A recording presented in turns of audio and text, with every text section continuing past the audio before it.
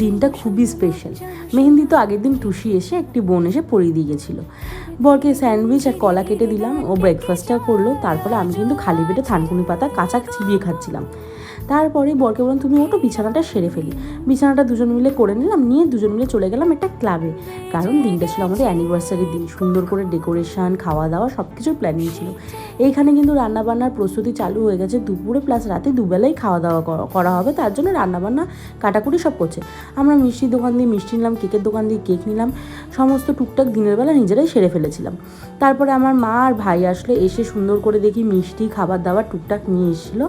এখানে মা প্রথমে আমাকে বরকে দুজনকে আশীর্বাদ করলো দুব্বো দিয়ে, তারপরে টিপ পরিয়ে চন্দনের, এরপরে আগুনের তাপ দিল, তারপরে মিষ্টি খাইয়ে জল খাইয়ে আশীর্বাদ করলো। তারপরে মা নিয়ে এসেছিলো একটু মাছ ভাজা ভাত, ওগুলো আমাদের খাইয়ে দিল। তারপরে কিন্তু মা চলে গেছিলো আর আমরাও বেরিয়ে গেছিলাম। পরের পার্টে পুরো অ্যানিভার্সারি ভিডিওটা